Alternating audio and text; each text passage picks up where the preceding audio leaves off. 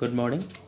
आज हम लोग सेकेंड सेमेस्टर विज्ञान विषय में पृथ्वी और आकाश नामक चैप्टर के बारे में डिस्कस करेंगे, जिसके अंतर्गत विभिन्न सब टॉपिक्स जो ब्रह्मांड, आकाशीय पिंड, सौर मंडल, तारामंडल, छाया एवं ग्रहण, पृथ्वी पर जीवन की उत्पत्ति जैसे विषयों पे हम सम्मिलित रूप से उसे समझने का प्रयास करेंगे। आज जिन बिंदुओं पे हम डिस्कस करने जा रहे हैं उसमें हम लोग ब्रह्मांड, आकाशीय पिंड और सौर मंडल के बारे में समझने का कुछ प्रयास करेंगे। ब्रह्मांड जो हमारे लिए सामान्य रूप से ही एक कौतूहल का विषय हमेशा से बना हुआ है। हम ये जानते हैं कि हमारी पृथ्वी के चारों ओर एक विशाल अंतरिक्ष है, जिसमें अनेक प्रकार के असंख्य आकाशीय पिंड विद्यमान हैं, जिन्हें सम्मिलित रूप से हम ब्रह्मांड कहते हैं। यानी कि ब्रह्मांड में सभी प्रकार की आकाशगंगाएं, तारे, तारामंडल, ग्रह, उपग्रह, ग्रहिकाएं, उल्काएं, उल्कापिंड, सभी प्रकार के पदार्थ या अन्य सारी ऊर्जाएं सम्मिलित हैं। ब्रह्मांड में लगभग 10 अरब आकाशगंगाएं या मंदाकिनियां हैं। प्रत्येक मंदाकिनी में लगभग कह सकते हैं कि अरबों की संख्या में तारे पाए जाते हैं। हम ये जानते हैं कि सूर्य की परिक्रमा करते हुए ग्रह और उपग्रह मिलकर सौरमंडल बनाते हैं। हमारा सौरमंडल हमारी आकाशगंगा के बाहरी छोर पर स्थित है। तो एक आकाशगंगा में हमारा सौरमंडल उपस्थित है। एक आकाशगंगा में बहुत सारे सैकड़ों की संख्या में सौरमंडल हो सकते हैं और ब्रह्मांड में बहुत सारी आकाशगंगाएं या मंदाकिनियां पाई जा सकती हैं। जैसा कि अभी हम लोगों ने डिस्कस किया कि ब्रह्मांड में लगभग 10 अरब आकाशगंगाएं हैं। तो 10 अरब आकाशगंगाओं में हर एक आकाशगंगा में सैकड़ों की संख्या में सौरमंडल। तो सौरमंडल के बाहर आकाशगंगाएं और अरबों आकाशगंगाएं मिलके एक ब्रह्मांड का निर्माण करती हैं। ब्रह्मांड का जो औसतन कह सकते हैं व्यास है, जो लगभग अनुमानित है, वह है लगभग अप्रॉक्सीमेटली 91.1 अरब प्रकाश वर्ष। वैसे ही ब्रह्मांड अनंत है, असंख्य है। ब्रह्मांड के बारे में जितनी भी बातें की जाए वो कम है। इसके बाद हम लोग डिस्कस करते हैं सौरमंडल। सौरमंडल जैसा कि हम जानते हैं कि एक परिवार में हमारे ही अपने घरों में कोई ना कोई एक मुखिया के रूप में हमारे पिता या दादाजी या दादी जी काम करते हैं। तो वैसे ही सौर परिवार में सौरमंडल का नाम सूर्य के कारण पड़ा, क्योंकि सौरमंडल का जो परिवार है उस परिवार में सूर्य ही मुखिया के रूप में काम करता है। सूर्य एक तारा है। आसमान में दिन में समय चमकने वाले सूर्य और रात में चमकने वाले समस्त आकृतियाँ जैसे चंद्रमा, तारे सभी एक आकाशीय पिंड हैं। जो आकाशीय पिंड गैसों के बने होते हैं। इनमें अपनी ऊष्मा एवं प्रकाश होता है जो निरंतर चमकते रहते हैं। इसी प्रकार सूर्य भी एक तारा है। सूर्य मुखिया होने के कारण ही इसे सौरमंडल कहा जाता है। और हमारे सौरमंडल में लगभग 8 ग्रह पाए जाते। पहले 9 पाए जाते थे, अब वैज्ञानिकों के द्वारा प्लूटो को निकाल दिया गया है ग्रहों की संख्या में से। तो कुल 8 ग्रह हमारे पास पाए जाते हैं, जिसमें से सबसे प्रथम है बुध, उसके बाद शुक्र, पृथ्वी, मंगल तक के जो ग्रह हैं, बुध, शुक्र, पृथ्वी, मंगल, ये ग्रह हमारे आंतरिक ग्रह के रूप में जाने जाते हैं। आगे हम लोग डिस्कस करेंगे। उसके बाद मंगल के बाद ये क्षुद्र ग्रहों की बेल्ट पाई जाती है, जिसे हम एस्ट्रॉयड कहते हैं। Then after Brihaspati, Shani, Uranus और नेपच्यून मीन्स अरुण और वरुण नामक ग्रह पाए जाते हैं। तो दूरी के अनुसार या सूर्य से दूरी के अनुसार ग्रहों की स्थिति है, और इन्हीं ग्रहों के बारे में हमें विस्तार में थोड़ा पढ़ना है। इसे मिला के सौरमंडल का निर्माण संभव होता है। सौरमंडल की उत्पत्ति लगभग 5 बिलियन वर्ष पूर्व, अप्रॉक्सीमेटली 4.6 समथिंग बिलियन ईयर्स पूर्व मानी जाती है। तो लगभग 5 बिलियन वर्ष पूर्व मानी गई है, जब सूर्य नामक एक तारे का जन्म हुआ। सूर्य सौरमंडल में सूर्य सहित विभिन्न ग्रह, क्षुद्र ग्रह, चंद्रमा, उल्कापिंड, धूमकेतु और अन्य अंतराग्रहिक धूल हैं। ये सब मिलकर सौरमंडल का निर्माण करते हैं। एक और इम्पॉर्टेंट बात कि ये सभी ग्रह और सभी प्रकार के एस्ट्रॉयड्स या उल्कापिंड सूर्य के चारों तरफ एक निश्चित क्रम में ही परिक्रमा करते रहते हैं, और ऐसा इसलिए होता है क्योंकि सूर्य के पास अपनी एक गुरुत्वाकर्षण शक्ति है, जिसके कारण वह सभी ग्रहों को एक निश्चित क्रम में अपने इर्द गिर्द बनाए रखती है। हमारे जो आकाशगंगा है, उस आकाशगंगा को दुग्ध मेखला या मिल्क वे कहते हैं, मिल्की वे के नाम से जानते हैं। और लाखों आकाशगंगा या मंदाकिनियाँ मिलके हमने डिस्कस किया है कि ब्रह्मांड का निर्माण करती हैं। तो एक आकाशगंगा में हमारी उपस्थिति है एक सौरमंडल के रूप में, पृथ्वी की उत्पत्ति या हम पाए जाते हैं। और एक आकाशगंगा में बहुत सारे सौरमंडल और एक ब्रह्मांड में अरबों की संख्या में आकाशगंगाएं पाई जाती हैं। सूर्य जो हमारे सौरमंडल का सबसे बड़ा ग्रह है, लगभग इसकी उत्पत्ति 4.6 बिलियन ईयर्स पूर्व हुई। यह गैस का बना एक गोला है जिसमें ज़्यादातर मात्रा में हाइड्रोजन पाया जाता है और हीलियम गैस पाई जाती है। उसके अलावा कुछ परसेंटेज में अन्य गैसों भी पाई जाती हैं। सबसे ज़्यादा मात्रा में लगभग 74% 75% के आसपास यहाँ पे हाइड्रोजन गैस पाई जाती है और लगभग 21 से 24% के आसपास हीलियम गैस पाई जाती है। उसके बाद अन्य गैसों का नंबर आता है। सभी ग्रहों को प्रकाश देने का या ऊर्जा देने का, उष्मा देने का जो काम है वह सूर्य से ही होता है। सूर्य ही सभी ग्रहों को ऊर्जा देती है और प्रकाश देती है। सूर्य भी अपने केंद्र पे आकाशगंगा में परिक्रमा करती रहती है और यह परिक्रमा सूर्य लगभग 225 से 250 मिलियन वर्ष में पूरा करती है अपनी आकाशगंगा के केंद्र में। सूर्य हम जानते हैं कि हमारे सौरमंडल में ऊर्जा का स्रोत है जिससे सभी ग्रहों को प्रकाश और ऊष्मा मिलती है। तो सूर्य की जो ऊर्जा बनती है वह कॉम्पिटिटिव क्वेश्चन है आपका, नाभिकीय संलयन। एक ऐसी प्रक्रिया जिसके द्वारा सूर्य में ऊर्जा का निर्माण होता है वह है नाभिकीय संलयन। नाभिकीय संलयन में क्या होता है कि दो परमाणु मिलके, दो अलग अलग द्रव्यमान के नाभिक मिलके कोई नया द्रव्यमान के नाभिक बनाते हैं या परमाणु बनाते हैं। तो जैसे हाइड्रोजन है, हाइड्रोजन की संख्या ज़्यादा पाई जाती है, तो हाइड्रोजन के जो नाभिक हैं परमाणु मिलके हीलियम का निर्माण करते हैं।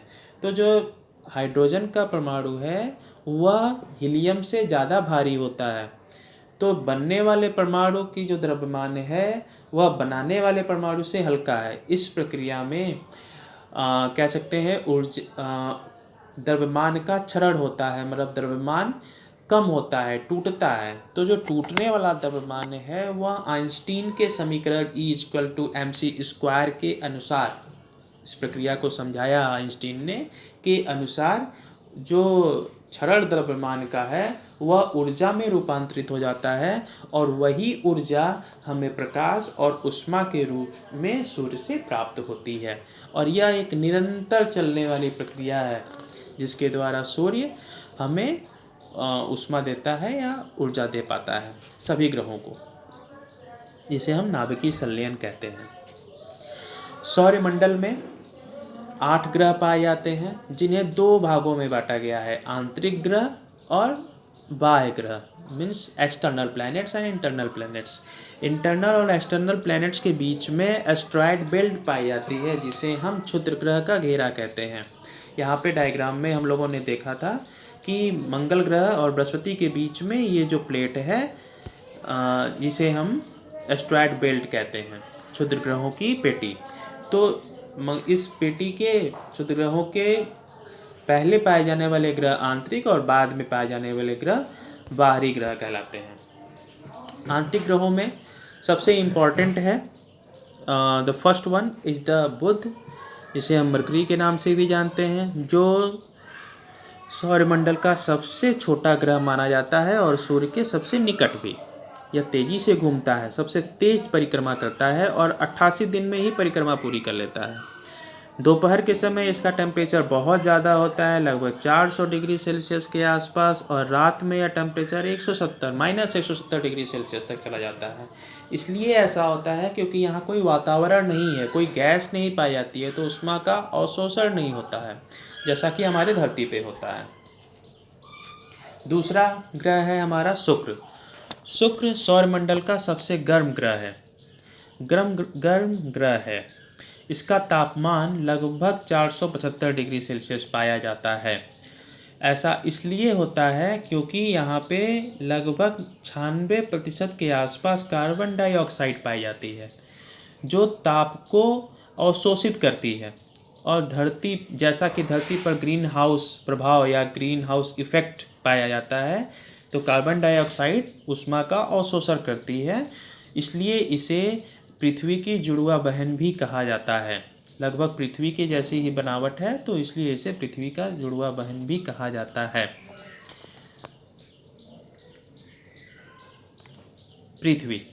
पृथ्वी सौरमंडल का एकमात्र ऐसा ग्रह है जहाँ पे जीवन पाया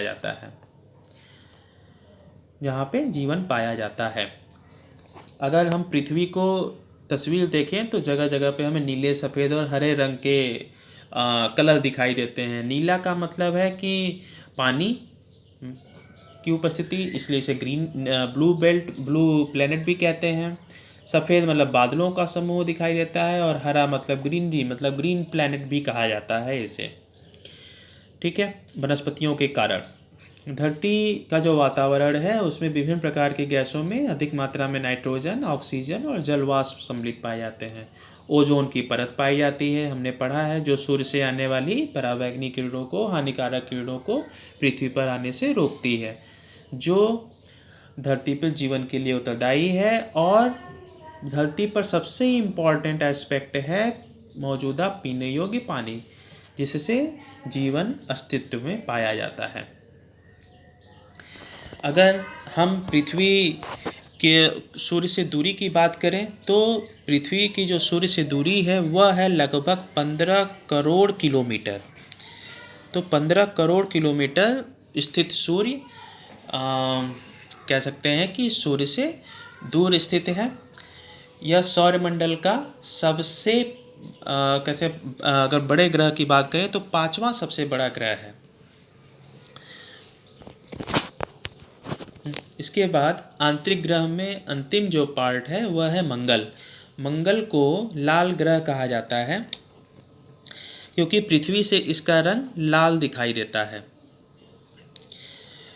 इस पर वायुमंडल की सतह बहुत पतली होती है, इसलिए खगोल शास्त्री जो दूरदर्शियाँ होती हैं उनकी सहायता से इसे देखा जा सकता है। इसकी सतह पर होने वाले कुछ परिवर्तनों से अनुमान लगाया जाता है, जैसा कि वैज्ञानिक खोज चल रही है मंगल पे जीवन है या नहीं है, जिसने भारत ने भी इस दिशा में प्रयास करना शुरू किया था यह खोज करने के लिए कि मंगल पे जीवन है या नहीं है।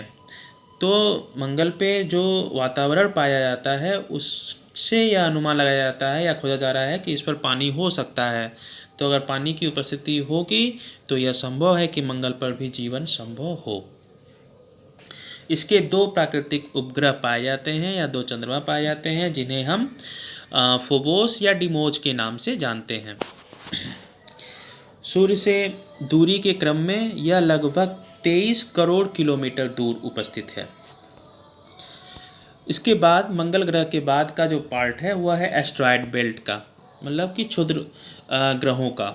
उसके बाद जो ग्रह पाया जाता है वह है बृहस्पति। सौरमंडल का यह सबसे बड़ा ग्रह है। सूर्य के बाद यह कई बार सबसे ज़्यादा चमकने वाला ग्रह है, क्योंकि इसका आकार बहुत विशाल होता है। यह धरती के व्यास से 11 गुना ज़्यादा बड़ा है, और यह ग्रह भी सूर्य की भांति ही हाइड्रोजन और हीलियम से बना हुआ है। इसलिए इसे बोलचाल की भाषा में गैस दानव भी कहा जाता है। इसे बहुत तेज गति से घूमने के कारण यहाँ अक्सर तूफान आया करते हैं। बृहस्पति के जो उपग्रह हैं वह या चंद्रमा वह लगभग 64 की संख्या में पाए जाते हैं, जिसमें सबसे बड़ा जो उपग्रह पाया जाता है या चंद्रमा पाया जाता है वह है गैनीमेड, जिसका व्यास बुध ग्रह से भी बड़ा है। मतलब इसका जो सबसे बड़ा उपग्रह है उसका व्यास बुध ग्रह से बड़ा है। इसकी जो दूरी है सूर्य से वह है 77 करोड़ किलोमीटर। इसका अपना एक चुंबकीय क्षेत्र पाया जाता है। इसके चारों ओर धुंधले कह सकते हैं, चूँकि तूफान आने के कारण तो धुंधला रिंग दिखाई देता है। इसका रंग गुलाबी होता है लगभग। शनि, यह ग्रह सूर्य से अत्यधिक दूरी पर स्थित होने के कारण अधिक ठंडा है। द्रव्यमान, आकार और बनावट में यह बृहस्पति ग्रह के समान होता है, परंतु सूर्य से दूरी बृहस्पति की सूर्य से दूरी के लगभग दोगुनी होती है, अर्थात यह सूर्य से लगभग 142 करोड़ किलोमीटर दूर है। टाइटन शनि का सबसे बड़ा प्राकृतिक उपग्रह है।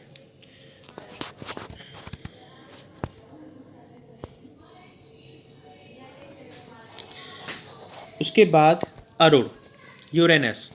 यूरेनस हमारे सौरमंडल का तीसरा सबसे बड़ा ग्रह है। इसका आकार धरती से 4 गुना बड़ा है।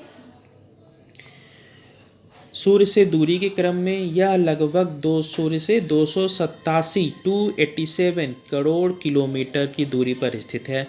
इसका रंग काला होता है।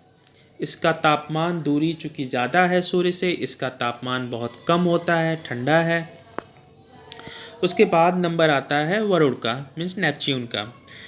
इसको नीला दैत्य भी कहा जाता है क्योंकि यह धरती से बहुत दूर है, इसलिए इसे बहुत ज़्यादा ताकत वाले टेलीस्कोप से देखा जा सकता है। थोड़ा मुश्किल है, ये थोड़ा धुंधला स्लेटी होता है जो नीला अपीयरेंस देता है। सूर्य से दूरी के क्रम में यह लगभग 450 करोड़ किलोमीटर दूर है। सूर्य से यह पृथ्वी के मुकाबले 30 गुना अधिक है दूरी पर उपस्थित है। देन आफ्टर एस्टेरॉयड्स, जो मंगल और बृहस्पति ग्रह के बीच में एस्टेरॉयड बेल्ट पाया जाता है। तो क्षुद्र ग्रह का जो घेरा जो छोटे छोटे चट्टानों से मिलकर बना होता है, यह सभी सूर्य की परिक्रमा करते हैं। सीरीस क्षुद्र ग्रह सबसे बड़ा क्षुद्र ग्रह है। उस एस्टेरॉयड बेल्ट में सीरीस नामक एक क्षुद्र ग्रह पाया जाता है, एस्टेरॉयड, जो सबसे बड़ा है। देन आफ्टर उल्का और उल्का पिंड। उल्का चट्टानों या धातु के छोटे छोटे टुकड़े होते हैं। जब कोई एस्टेरॉयड टूटता है, अक्सर सुनाई देता है कि कोई उल्का पिंड धरती की तरफ आ रहा है या धरती से टकराने वाला है, तो वह उल्का पिंड एस्टेरॉयड का पार्ट होता है। तो पर्वतीय आकार का होने के कारण उल्का जब तेज रफ्तार से नीचे की तरफ आता है, आकाश में या अंतरिक्ष में चलता है, तो हवा के घर्षण के कारण उसमें आग लग जाती है और तब वह उल्का से उल्का पिंड बन जाता है। तो वह उल्का पिंड गिरता हुआ जब दिखता है तो आग के कारण चमकता है और हमें ऐसा महसूस होता है कि कोई तारा टूटता हुआ दिखाई देता है। उल्का पिंड अगर बड़े आकार का है और किसी सतह से टकराएगा तो नुकसान पहुंचा सकता है। धूमकेतु, कई लोग इसे पुच्छल तारा भी कहते हैं। इसका कारण यह है कि धूमकेतु पत्थर, धूल, बर्फ और गैस के बने होते हैं जो सूर्य की परिक्रमा करते हैं, और गैस और धूल के कारण यह आकार में पूंछ की आकार का होते हैं और सूर्य के पास आने के कारण चमक कभी कभी उठती है, जिसके कारण यह एक अपीयरेंस देते हैं। उसके बाद आता है बौना ग्रह। हमारे सौरमंडल में ज्ञात जो बौने ग्रह हैं, ड्वार्फ ग्रह हैं, उसमें 5 पाए जाते हैं। जैसे पहला है यम, दूसरा Ceres, then Haumea, then Makemake, then Eris. पहले यम को हम जानते हैं कि ग्रह के रूप में पहचाना जाता था, बाद में 2006 में इसे वैज्ञानिकों ने बौने ग्रह के रूप में स्वीकृत किया। यहाँ पे कुछ इम्पॉर्टेंट पॉइंट्स आपके सामने दिए गए हैं ग्रहों की विशेषताओं के बारे में, और कुछ अनकम्पिटिटिव पॉइंट्स जो अभी हम लोगों ने इस डिस्कशन के दौरान पढ़े हैं। आप दोबारा से जब इसे पढ़ेंगे या देखेंगे तो आपके सामने बहुत सारे इंपॉर्टेंट बिंदु नज़र आएंगे जो विभिन्न कम्पिटिटिव एग्जाम्स में पूछे जाते हैं। इसके अलावा रेस्ट ऑफ द टॉपिक हम लोग अगले वीडियो में डिस्कस करेंगे। Thank you.